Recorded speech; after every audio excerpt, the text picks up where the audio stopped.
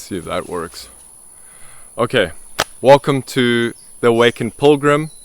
Hope you're doing well, hope you've had a good day, and I meet you in a place of peace. My name is Mark, and this is a project of building a community in Mexico on the Caribbean coast. I moved out of Vancouver, BC in 2021, inspired to start a community because I believe communities are the only way we can actually reclaim our sovereignty and find a way to protect our children and our elders and really return to a natural way of living. And this is basically a call out to anybody that's interested in joining us. We have got our founder invitations going out, and so that's special invitations, but we are open to helping people try and relocate. And that has been something I've been working on this week, is the rebranding of what I'm doing here. Solkin Homes was initially designed to help people for free. I made a comprehensive guide on relocating from Canada and the States back then. And basically it's all just there to help you get you and try to get you the best deals and the support and just be an extra hand in the country while you're moving. But I haven't had any responses on that, and now it just seems to be impossible, for a lot of people that want to make a move. They don't have the funding, and so yeah, it's difficult because it's kind of too late for many people already. So they've used up their funding, or they don't have any other means of funding. So just hang in there. Hopefully one day we will be able to support those coming in that don't have any support on that. But right now we kind of need we need to get our own air mask on, because we're sitting in a situation where we've depleted all our funds, and so we're heavily reliant on donations or support. And thank you for those who have been supportive. It's been amazing. Without you, we would never be able to do this. And the grace of God, of course. Like it's not possible for us to have planned this out. This is not something that we could have foreseen. Like a lot of what we do here is it unveils itself. The opportunities unveil themselves. The directions unveil themselves once we've gone and taken that step there, because there's too many variables, and money doesn't solve everything. There's some things that you can just, especially in these environments, money helps get the tools, but the tools still need to be used, and the people still need to be using the tools. So even though we get funding, it doesn't necessarily mean that solves our problem, right? Because it really depends on the individuals, the humans that are involved in this project, not the money. But it's something that we do need nonetheless, just like we need our tools. So the rebranding, moving away from trying to just help people come to Mexico now, and looking at really what is the path that communities can use in creating some kind of support, financial support. And that's been going on for the last 3 weeks that I've been investigating alternative options. And one of the most prominent opportunities right now is getting into the biodiversity economy. It's Wild West, it's still new, it's only been around for 3 years around about, but it is an initiative that's on the ground. I'm gonna get into this, right? So I'm rebranding I'll show a little bit on the new website and what it's gonna be doing, and that's been keeping me quite busy, and it really has opened up a whole new encyclopedia of knowledge that I need to embrace. So a lot of studying going on. I got a scholarship at the Design School for Regenerating Earth with Joe Brewer, and that's been an amazing gift. I've been having to catch up on a lot of the conferences and that kind of thing. And it's interesting because I'm going to get into this a little bit more, which is there are those who have the opinion that anything to do with the climate or any climate activities, which, climate it changes, right? Like that's what the climate does. It gets hotter, it gets colder. This is kind of the natural thing. But yeah, specifically, bioregionalism, I have come to learn, is not directly associated to the whole carbon industry and the whole sequestration of carbon and the United Nations, and those large corporations that are kind of getting involved. Bioregionalism is about a movement of individuals that actually found mostly the injustice of colonization, right? Like this goes back to a period where, looking at our maps, and how they just arbitrarily made, here's a border, right? Having zero acknowledgement of the actual environment as to which they are busy drawing their lines around. And so bioregionalism is really more about understanding an integration of life together, including humans. And whereas the whole conservation movement in terms of saving the planet, that's an attempt to basically remove humans from nature and just board it up and say, well, humans can't go there because we're just terrible things.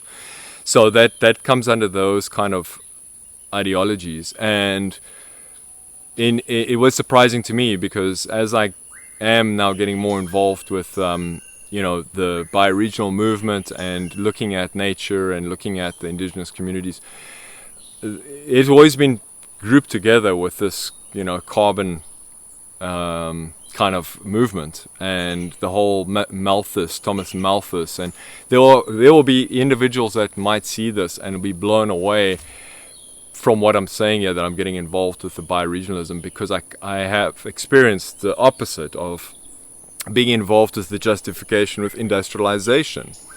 And so that's on two different spectrums, right? So my journey has been quite interesting, and I want to share that in terms of the context of how I got there. And I think the best way would be to break it down, because it's a lot of complexities in that.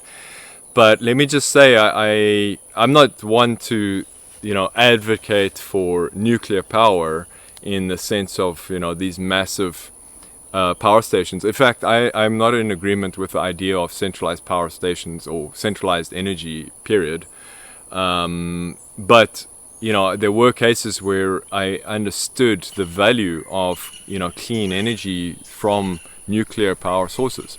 That I would understand that that's a better option than many of the other options we have around. But ultimately, it's not that I've ever protested in favor of a nuclear power plant, but the reality is that I've always seen the movement of conservation movement as a suppression to basically progress and helping people. So it's a really totally opposite 180 degree from what I'm from where I'm observing things now.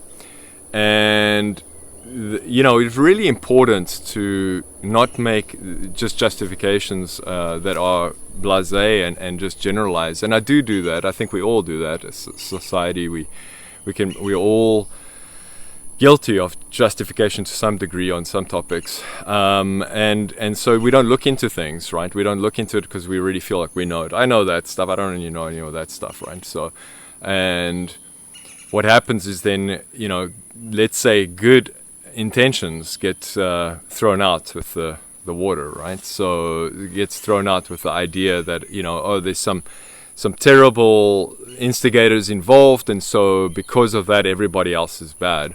And that's a common thread, but I've never had the opportunity to actually hear it from the ground up on the other side. So if I had to go talk to those protesters that were fighting against nuclear power plants, I would usually get a lot of rhetoric,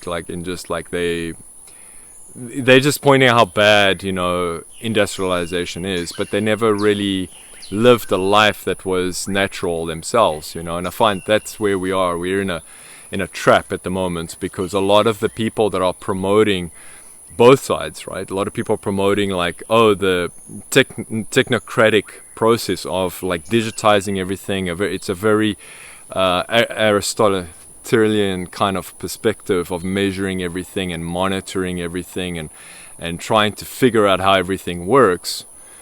that there's that camp, right? You know, let's say the Elon Musks of the world, or the Bill Gates of the world. I think they hate comparing each other, but to me they're all the same.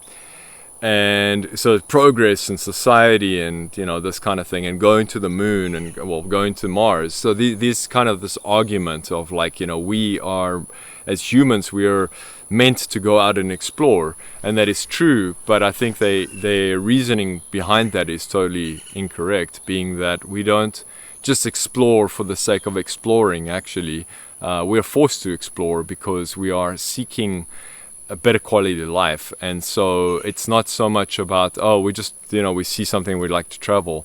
It's about like, we cannot continue where we are right now, so we have to move, right? That's the argument, is like, okay, we can't continue in this environment, so, oh, there's too many people, there's too much stress, so they move and they try and find other places. So in a sense, it's exploring for a new place to kind of, you know, settle and extract the resources ultimately, right? That's been the problem there, is that it's kind of like, oh, we can just leave, and the real issue is kind of like, no, we can't just leave. We can't just leave Earth, you know. We're not just going to leave Earth and go to another planet, and that is totally out of context of the meaning of life for me.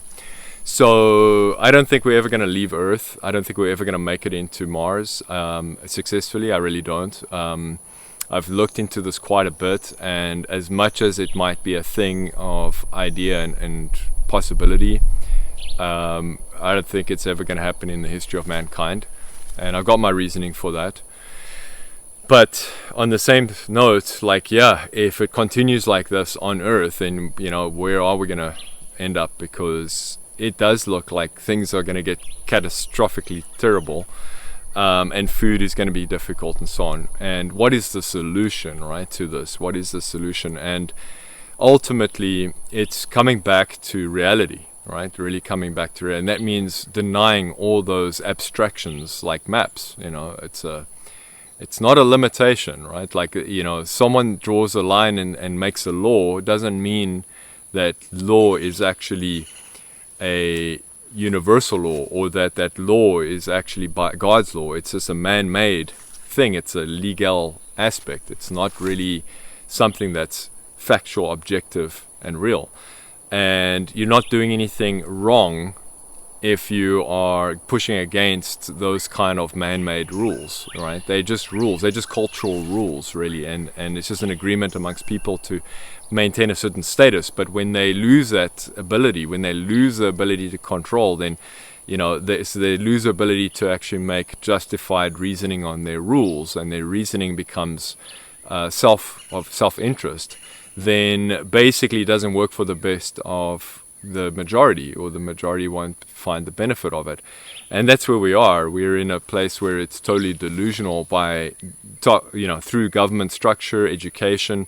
You know, we don't know what we're doing, right? Like, we want to act like we do. We want to act like we know why, but we don't.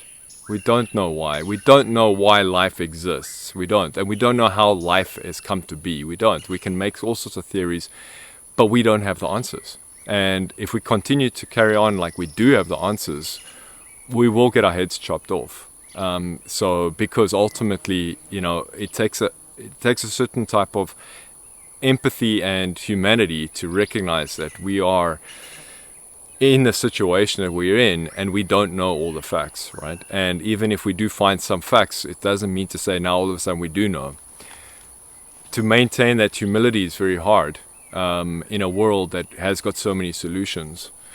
So I'll be presenting this a little bit more as we go on, and holding on to this narrative of like explaining, you know, going from industrialization, where we have seen the benefits, right, and the arguments, but have you looked into them, right? And I'm going to go into that a little bit more. And then you got the arguments from the, you know, environmentalists talking about, you know, the end of times kind of thing, and making out like, you know, this is it, this is the final straw and we're done. And there's this two extremes, right? Extreme kind of versions of thought that are going on.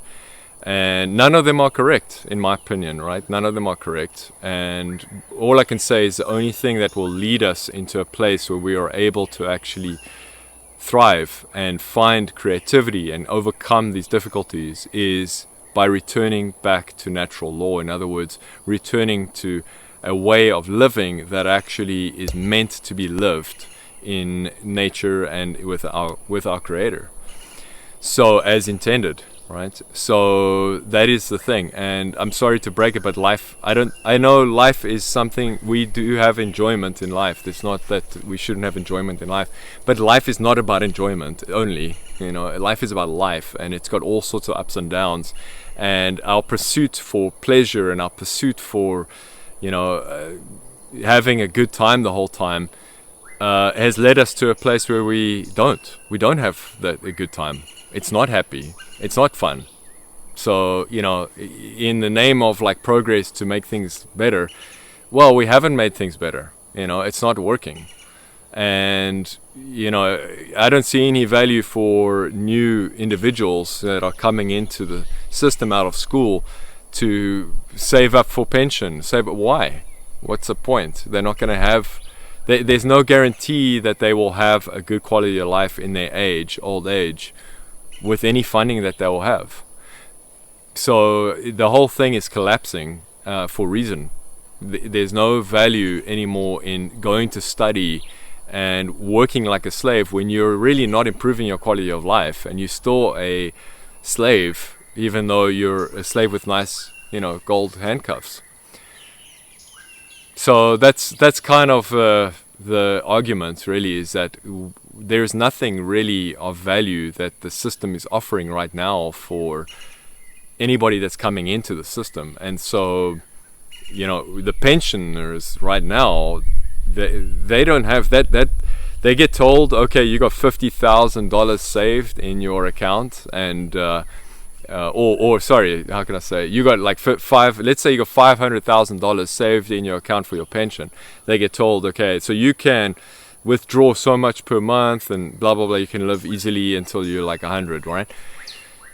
Well, that's a lie, because that $500,000 that's sitting in their loan, that's been rent out already. That money's gone. Okay, and they need the new guys that are coming into the system to put that money back in there so they can pay the pensions. That ain't happening.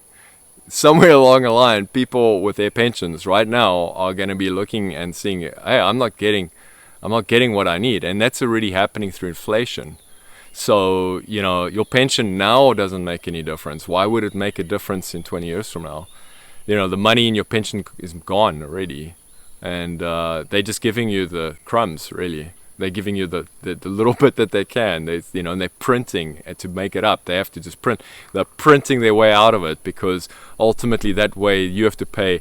They are able then to justify their actions by saying, oh, we did a responsible thing. We said we're going to give you $1,000 a month with your pension. But guess what? The $1,000 now, gets me bread.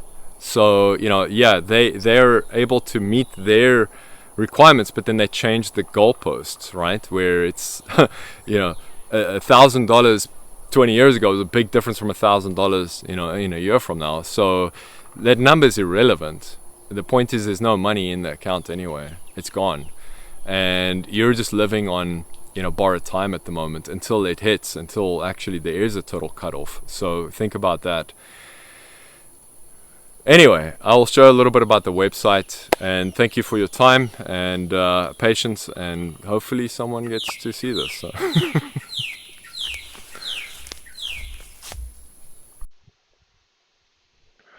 Okay, so this is the old website that I had, which was just solkin.com, and as I said, it was designed to help individuals move to Mexico. I've got a little video there on just the main attraction developments, which I thought was pretty good, that I put myself together. And I mean, the idea is that, if you needed travel arrangements or personal tours, anything like that, we could help you. We've got a strong network. So it's not something I do myself, but I get professionals to help you. And yeah, we just would go through this process. So I didn't see anything wrong with this website.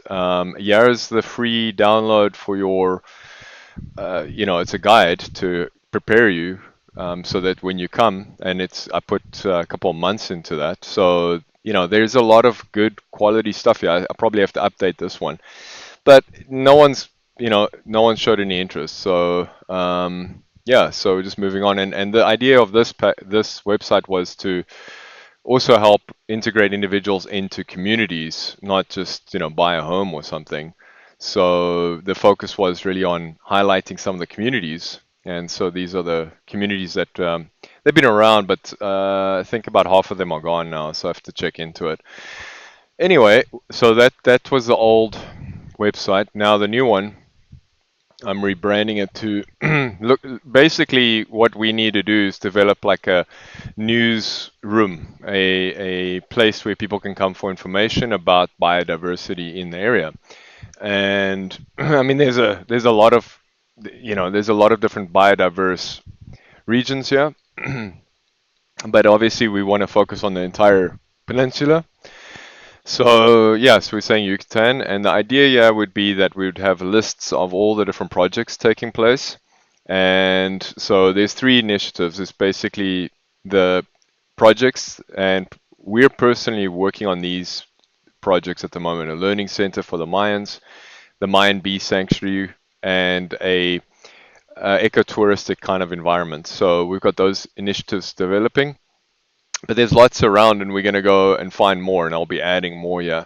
And the idea is that every single initiative has its own standard of details, right? So it's supposed to be very clean and easy to kind of keep up with the project. So it's more of a reporting system than anything else, and then we'll be putting photos in and making it a little bit more presentable. So that's kind of the layout that I've got here.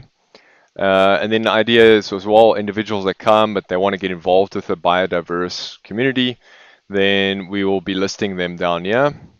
So that's a new angle on that. And also, yeah, if you want to join, volunteer, or contribute in different ways, so we will be open to that.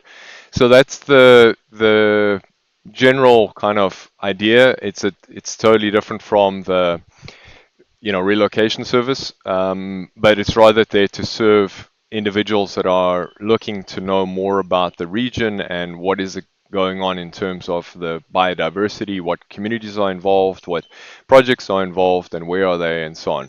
So yeah, I think it's going to be a good move, but I have to get into basically the details of these projects now. So that's and start to fill them out here, as well as there's so much in this area that is happening, but it's not being reported. So it's going to require traveling and interviewing, and we're just not in a position to do that right now. So yeah, that's it. That's what that's the key thing at the moment, as well as, of course, I've been working with the design school for regenerative earth, and like I said, there's a lot of amazing information out of that I'm working on. And I'm working with the EcoHubs community, and we're busy building a workshop platform at the moment, and they're doing a great job. And then I'm also involved with Retribalize. There's a couple of groups there, and we're working. There's some independent interactions that are taking place there. So great communities, great people, and I really feel that this is going to be something that is an option for a lot of people that want to get involved, change their lives in a new type of way of life. So it's becoming more possible.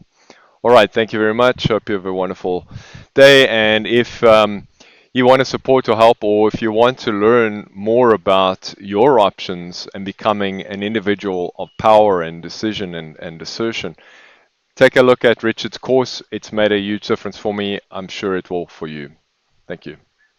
Autonomy is unlike any other educational offering on the planet. It's an incubator for growth, an accelerator for creating relationships, creating and establishing long-term relationships. It's an elevator of understanding and a generator for creating plans, expediting and solving life's problems and challenges, and overcoming the obstacles blocking your path. And doing so on a consistent basis with a calm, cool, collected atmosphere. It all happens here. And with nearly 1,000 graduates, I know what I teach works. I know you have the ability to learn it. I know it can work for you as well or better than it has for me.